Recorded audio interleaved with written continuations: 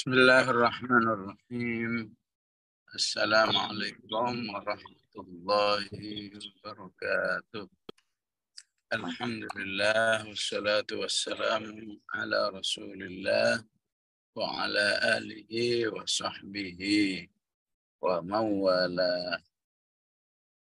Allahu akbar, Allahu akbar, Allahu akbar, la ilaha illallah, wallahu akbar, walillahil hamd. Selamat Idul Adha bagi yang saat ini merayakan, ataupun selamat Syam Arafah bagi yang melaksanakan Syam Arafah. Semoga doanya diterima amal solehnya oleh Allah Subhanahu wa Ta'ala. Ya. A'udzu billahi minasyaitonir rajim. Wa ma khalaqtul jinna wal insa illa liya'budun. Ma uridu minhum min rizqin wa ma uridu an yut'imun. Innallaha huwar razzaqu dzul quwwatil matin. Shadaqallahul azim. Jadi jamaah rahimakumullah, setelah sekian panjang Allah menjelaskan tentang hari kiamat, ya, di awal surat innama tu'adun al-waqi', jelaskan tentang kriteria ahlil jannah. Innal muttaqina fi jannati wa uyun. Jelaskan kisah-kisah umat terdahulu, kemudian ajak manusia untuk kembali kepada Allah. Fafirru ilallah inni lakum min nadhirum mubin. Maka di ayat ini Allah menjelaskan tentang tujuan diciptakannya manusia. Tidaklah kami ciptakan manusia, atau tidaklah kami ciptakan jin dan manusia kecuali agar mereka beribadah kepadaku. Liya'budun. Sini liya'budun, nunnya harakatnya kasroh. Ya. Padahal umumnya kalau ya, ini disebut dengan af'alul khamsah, nunnya itu fathah, ya, yaktubuna, yusalluna. Tapi di ayat ini ya'budun, ya'buduni, ya. Itu menunjukkan ada nun yang terbuang, ada ya yang terbuang, ya. Jadi aslinya liya'buduni, agar manusia itu beribadah kepadaku. Dan ini merupakan ciri khas ayat-ayat Al-Quran yang sering membuang ya, ya. Lakum dinukum waliyadin, aslinya waliyadini, ya. Ataupun ayat-ayat yang lain, ya, Rabbi ja'alni muqimas salati wa min dzurriyyati Rabbana wa taqabbal du'a. Doa, ya, aslinya doai, ada ya-nya. Ya. Maka tidak dituliskannya ya, ya. Tentu memiliki di satu sisi namanya Rasmul Utsmani, ya.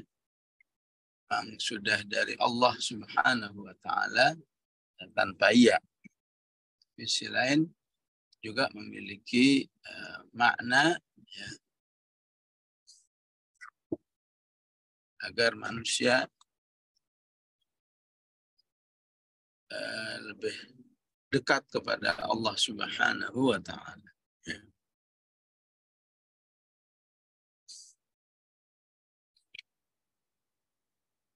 Jadi inilah yang sering membuat manusia sesat, ya. Karena di dalam diri manusia itu ibarat komputer, ya. sudah ada software, ya, software keinginan beribadah, keinginan tunduk kepada Allah Subhanahu wa Ta'ala.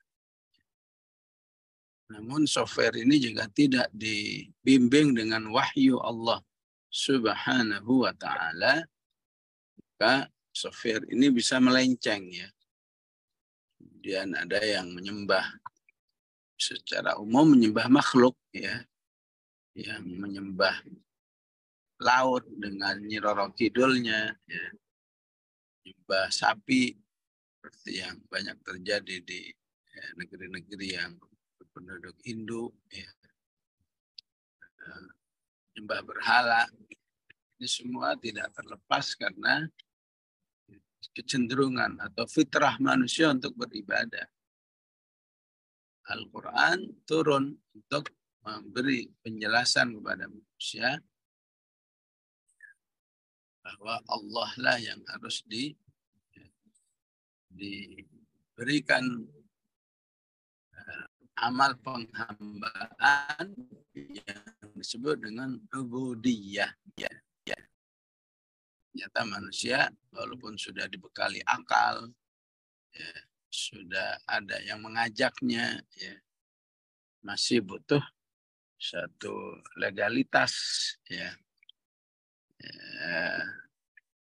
bahwa Allah lah yang harus diberikan ubudiyah. Nah, kalau bahasa kita diibadahi, ya. Di samping juga nama Allah itu sendiri juga sudah ada softwarenya dalam kehidupan manusia, ya. Apa yang kita baca di surat Al-A'raf, bahwa saat manusia di alam ruh, mereka sudah diperkenalkan oleh Allah tentang dirinya. فَإِذْ أَخَذَ رَبُّكَ مِنْ بَنِي آدَمَ مِنْ ظُهُورِهِمْ ذُرِّيَّتَهُمْ وَأَشْهَدَهُمْ عَلَى أَنْفُسِهِمْ أَلَسْتُ بِرَبِّكُمْ قَالُوا بَلَى شَهِدْنَا. Di software itu sudah ada. Nah, karena itu ketika manusia masih dalam fitrahnya, ya, yang terjadi pada anak-anak, ya, itu lebih mudah untuk diajak, ya, menghambakan diri atau berubudiyah kepada Allah Subhanahu wa Ta'ala. Kenapa? Karena fitrahnya ataupun kalau istilah komputer softwarenya masih utuh, belum kemasukan virus, belum kemasukan alternatif-alternatif yang lain, ya. Tapi orang-orang yang sudah dewasa, ya, cenderung mengenal banyak hal, ya, sehingga, ya, agak sulit untuk diajak beribadah hanya kepada Allah Subhanahu wa Ta'ala, ya. Sehingga nanti di neraka, ya, manusia itu diingatkan oleh Allah Subhanahu wa Ta'ala, ya. Kayak manusia, ya,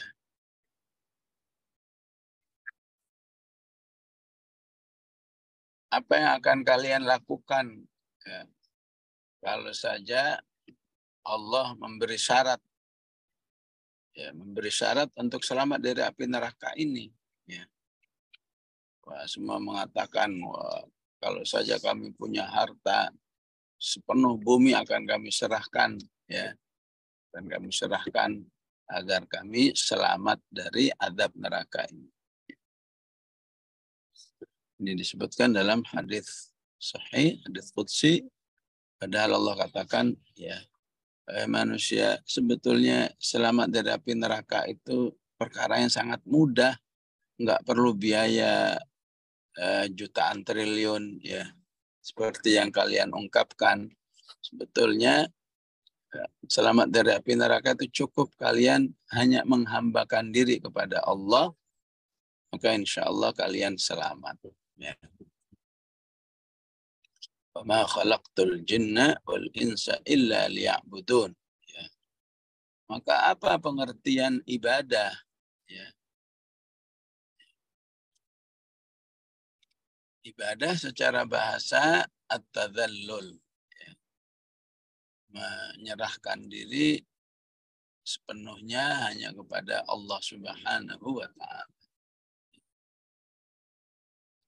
Kata ibadah sudah ada di dalam bahasa Arab jauh sebelum Al-Quran datang. Ya. Sebelum Al-Quran turun, sebelum Rasulullah diutus, orang Arab sudah mengenal kata yang disebut dengan mu'abbad. Ya. Mu'abbad itu biasanya digunakan untuk sifat jalan. Ya. Thariqun mu'abbad, jalan yang mudah dilalui. Ya. Mudah dilalui, lancar, nggak ada halangan apapun. Maka disebut dengan thariqun mu'abbad. Maka manusia yang mu'abbad adalah manusia yang mudah diatur, ya, mudah diarahkan. Ya. Siapa yang mengatur dan mengarahkan, ya, maka setelah menjadi istilah syariat, maka yang berhak mengatur dan mengarahkan hanyalah Allah Subhanahu wa Ta'ala. Ya. Maka orang seperti inilah yang disebut dengan abid. Ya. Orang yang memang betul-betul hanya beribadah kepada Allah Subhanahu wa Ta'ala. Ya.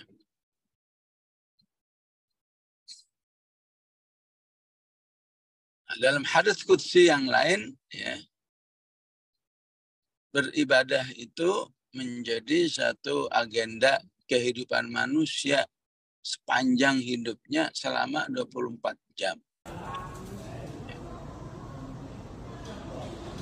Sedangkan kegiatan-kegiatan yang lain, ya, pada hakikatnya tunduk kepada misi ibadah itu.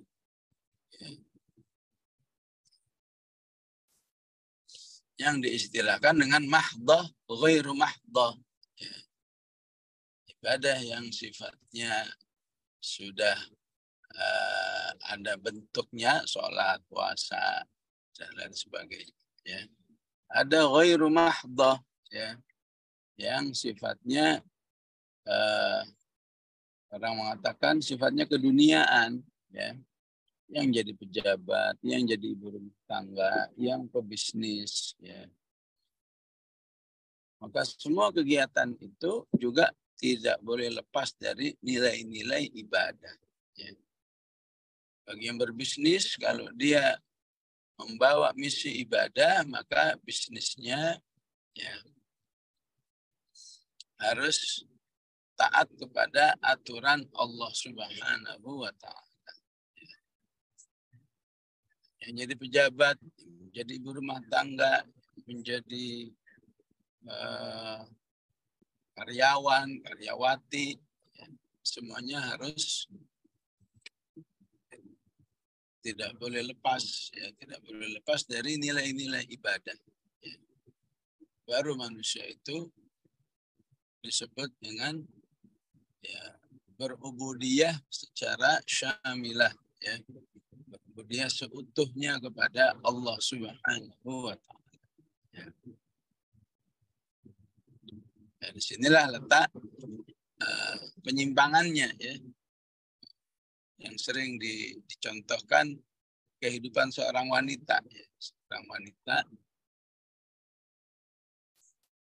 bersolat keluar rumah dalam kondisi tidak menutup auratnya. Ya. Berarti ibadahnya juz'iyah.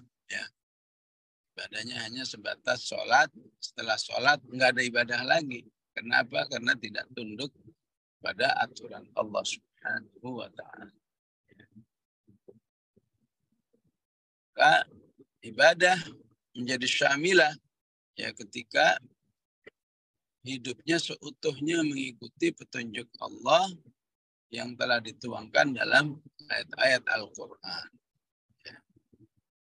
Maka belum utuh ibadah seorang, misalnya, ya, menolak untuk, ya, akan mengatur kehidupan, mengatur rumah tangga, mengatur negara, ya, tanpa petunjuk-petunjuk dari Allah Subhanahu wa Ta'ala. Ma khalaqtul jinna wal insa illa liya'budun. Maka diungkapkan dalam hadits qudsi bahwa ibadah itu harus dengan pelaksanaan yang seutuhnya. Ya. Jadi semua kegiatan harus tunduk kepada nilai-nilai ibadah. Ya. Dalam bahasa hadisnya disebut dengan tafarrugh. Ya. Tafarrugh. Ya. Menjadikan kehidupan seutuhnya dalam rangka beribadah kepada Allah. Ya.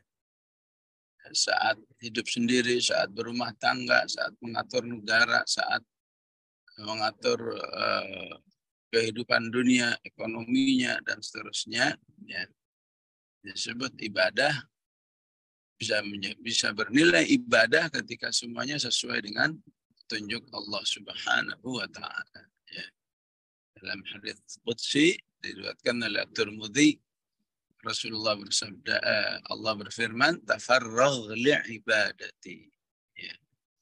Jadikan hidupmu ini sepenuhnya, ya.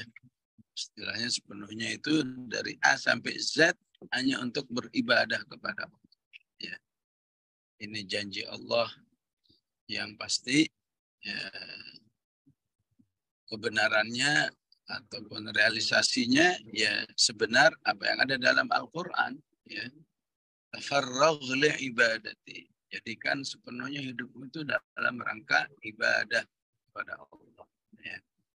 Agar aman dari nasib kaum-kaum terdahulu, ya.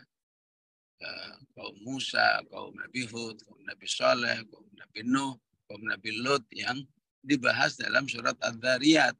Semuanya dihancurkan oleh Allah karena hidupnya menolak untuk beribadah kepada Allah, padahal ibadah itu tujuan manusia diciptakan. Ya.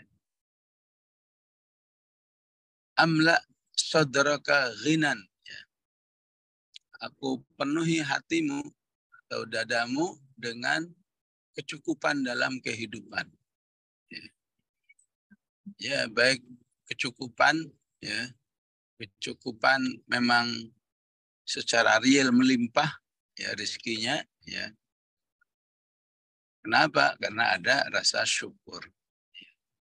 Atau kecukupan dalam arti, ya, rasa sabar. Ya. Mungkin nggak banyak hartanya, tapi karena ada rasa sabar, manusia nggak terlalu, atau orang yang beribadah kepada Allah tidak pernah merasa tersengsarakan karena terbatasnya rezeki. Ya. Amla sadraka ghinan wa asudda faqrak. Dan aku akan tutupi, ya, naluri nggak pernah puas-puas hidup itu. Ya. Punya harta, dan dia sendiri nggak ingat berapa banyak, tapi nggak pernah puas, masih kurang ini, kurang itu. Kenapa? Karena tidak ditutup oleh Allah naluri tidak puas-puasnya terhadap harta. Wa innahu lihubbil khairi lasyadid. Ya. Sehingga sikap itu malah menyengsarakan manusia itu sendiri. Ya. Orang lain bahagia dengan keterbatasan rezekinya, ya. Sementara ada orang lain yang sengsara karena melimpahnya rezeki yang ada. Baik karena jiwanya yang nggak ada puas-puasnya, atau karena semangatnya mencari rezeki, akhirnya berujung kepada apakah penyakit tertentu, apakah penyimpangan, sehingga berurusan dengan hukum. Ya. Karena memang tidak ada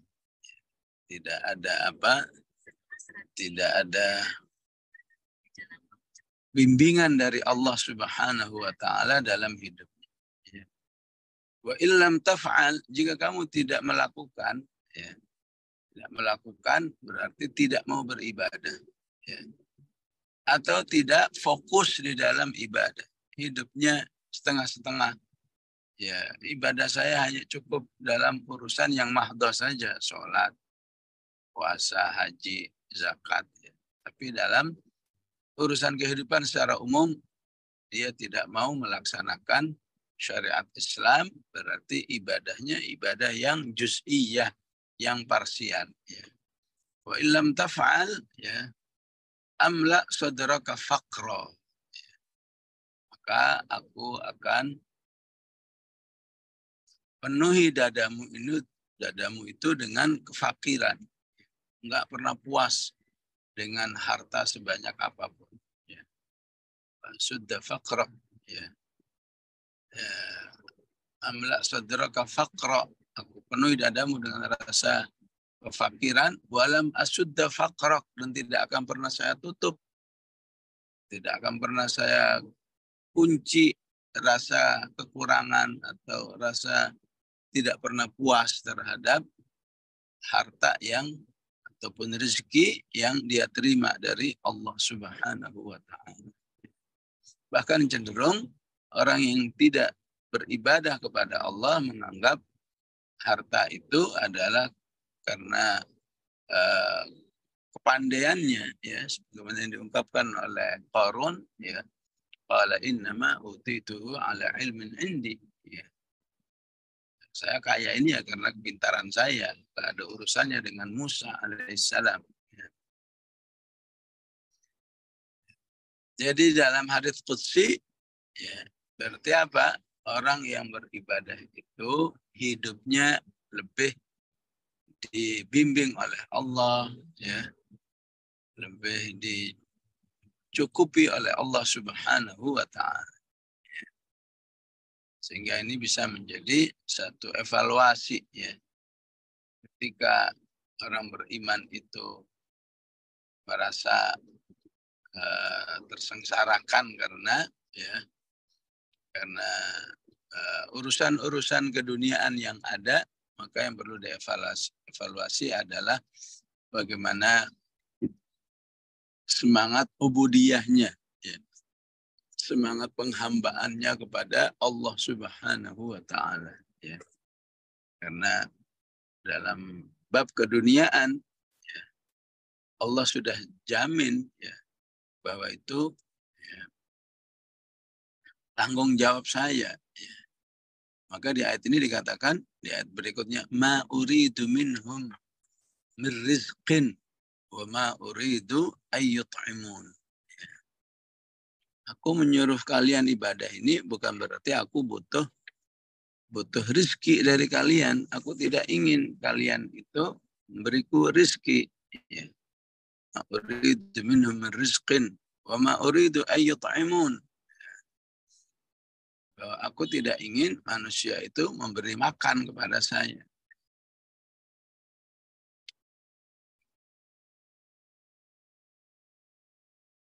Justru sebaliknya, ya, siapa yang semangat ibadahnya benar dan baik di sisi Allah Subhanahu wa taala, maka Allah beri jaminan seutuhnya, ya, dalam urusan rezekinya, ya, urusan kehidupannya,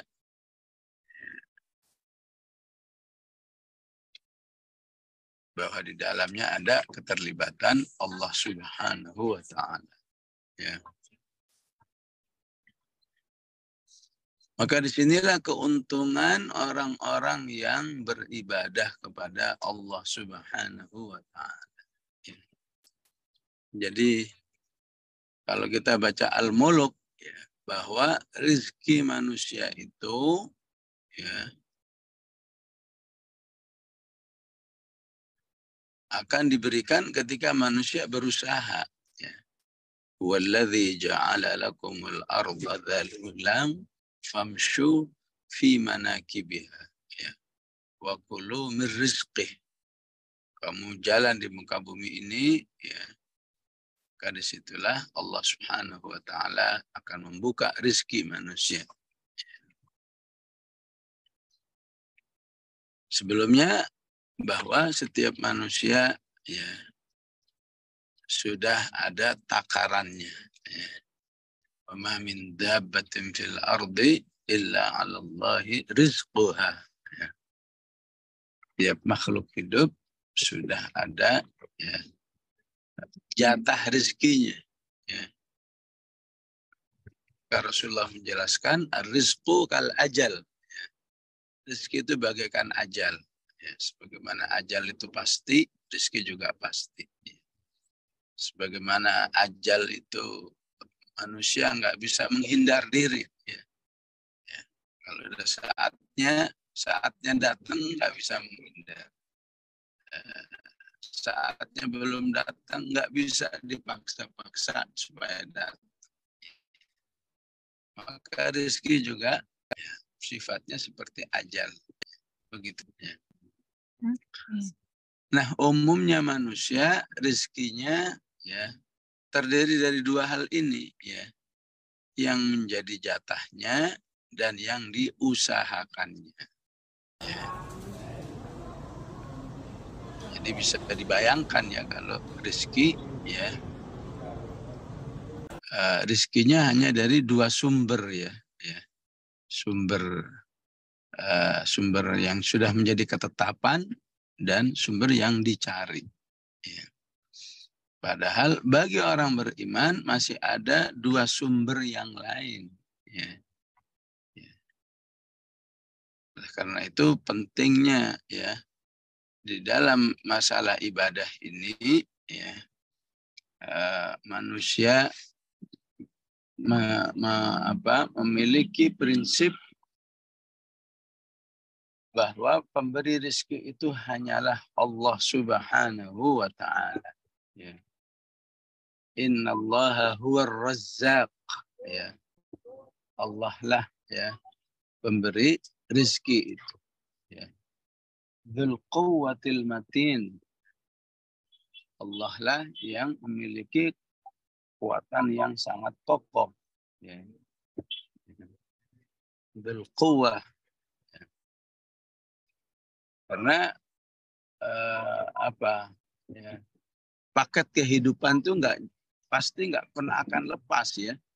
Mau kafir mau beriman, paket kehidupan itu manusia butuh rezeki, butuh daya dukung ya.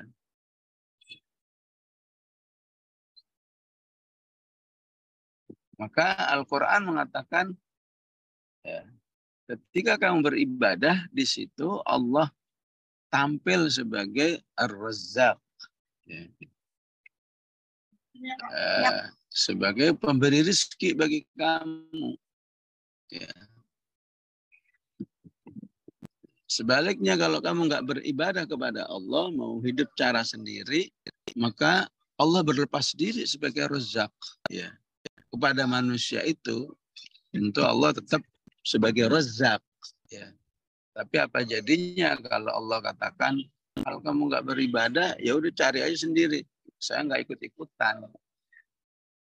Nah, maka orang yang beribadah, ya selain dua sumber rizki, ya, rizki yang ditakdirkan dan rizki yang dicari, masih ada lagi rizki yang diberikan oleh Allah Subhanahu wa Ta'ala ya dari rasa syukurnya kepada Allah. Ya. Bukankah la in syakartum la azidannakum ya. Kalau kamu bersyukur, aku akan tambah ya. Akan tambah ya rezekimu ya. Ya. La azidannakum ya. Kalau kamu nggak bersyukur ya, boro-boro dikasih rezeki yang ada, saya kasih adab. Wala in kafartum inna adabi lasyadid. Ya. Sehingga banyak kisah ya para ekspatriat di pekerja-pekerja asing di dunia Arab, ya, itu banyak masuk Islam karena memperhatikan kehidupan kaum muslimin, apa di Saudi, apa di Kuwait, ya. Ya. Apa menurut mereka? Umat Islam itu ya kayaknya hidupnya nyantai banget ya. Nyantai dalam arti ya nggak fokus gitu nyari duitnya ya. Karena ada waktu zuhur mereka berhenti, ada waktu asar berhenti cari uang maksudnya. Tapi kesejahteraannya nggak kalah ya. Mungkin lebih sejahtera kaum muslimin ya yang dibanding dengan yang ada negeri kami ya. Baik yang dari Perancis, baik yang dari Amerika itu masuk Islam hanya karena memperhatikan ya kehidupan kaum muslimin ya. Ya. Artinya mereka merasa kaum muslimin itu kayaknya nggak fokus ibadahnya tapi rezekinya bisa lebih dari kita ya. Kenapa? Karena ada keterlibatan Allah ketika manusia itu bersyukur kepada Allah. Ya. La in syakartum la azidannakum. Belum lagi yang keempat nih, kaum muslimin itu atau ahli ibadah itu rezekinya dari sumber ya. Dari rasa syukurnya, kemudian dari rasa ketakwaannya ya. Kan beribadah harus mengantarkan manusia kepada ketakwaan. Ya ayuhan nasu budu.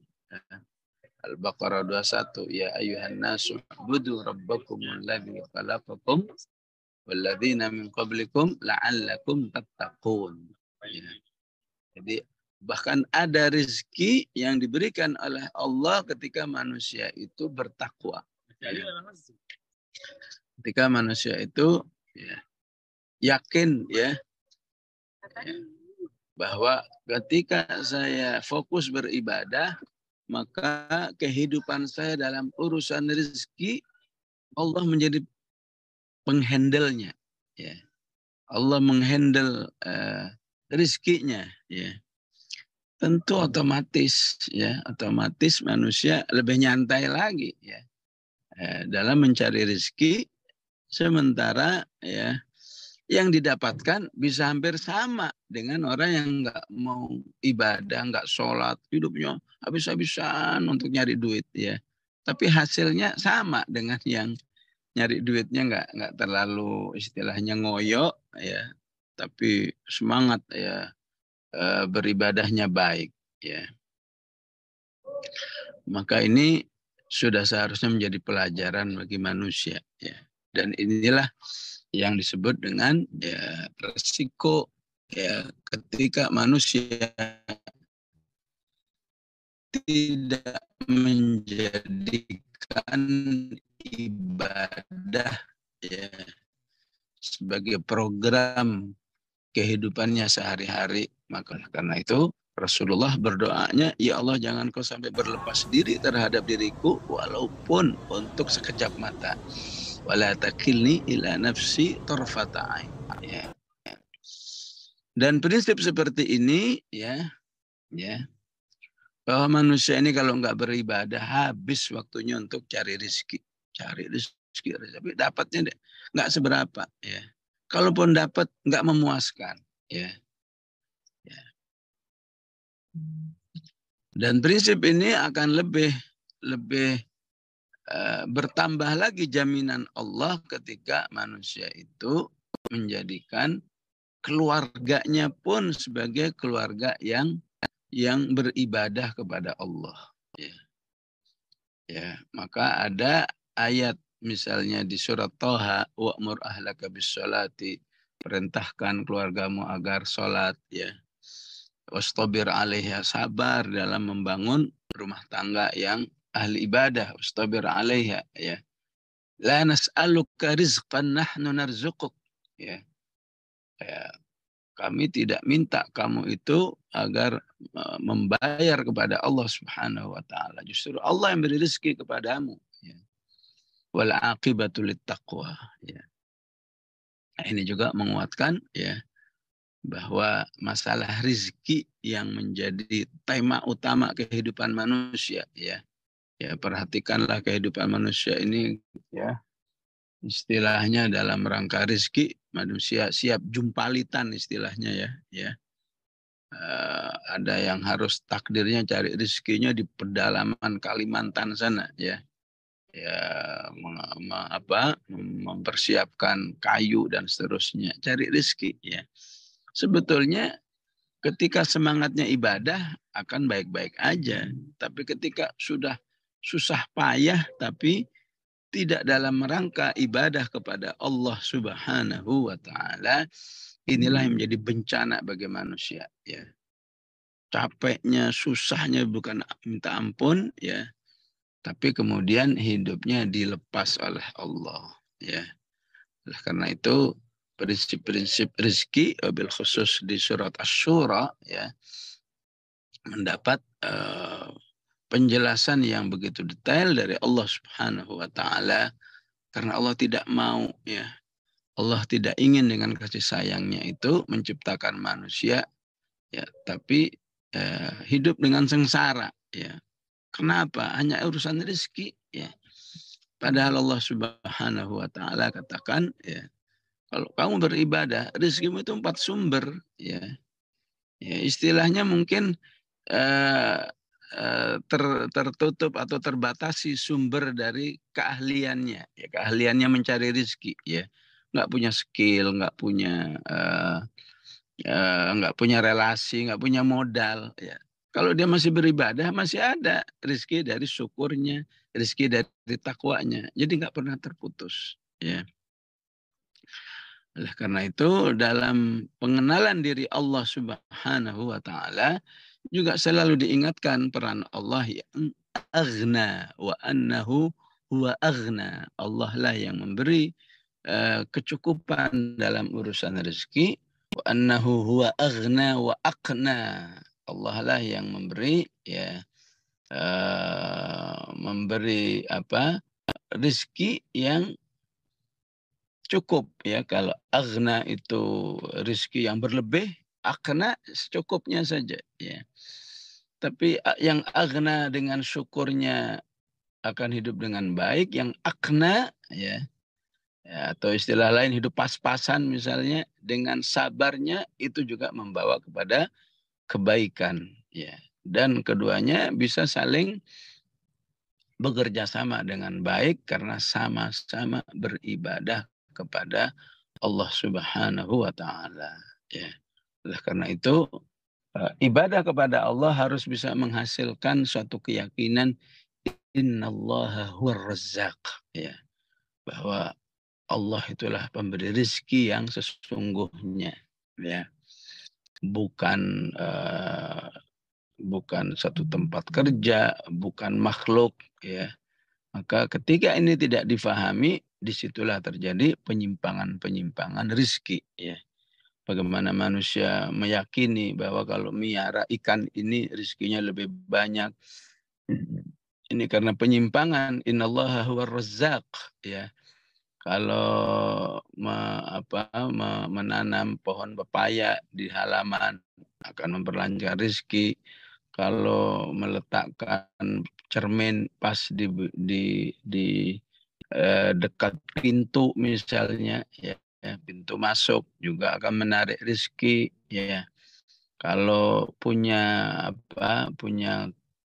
eh, istilahnya boneka kucing yang tangannya bergerak-gerak, itu juga bisa menghasilkan rezeki. Ini semua menjadi suatu kecenderungan dalam penyimpangan dalam kehidupan manusia, sehingga, ya, disinilah pentingnya memahami prinsip ibadah di dalam kehidupan manusia, ya, sehingga meyakini betul Allah sebagai Razzaq, ya.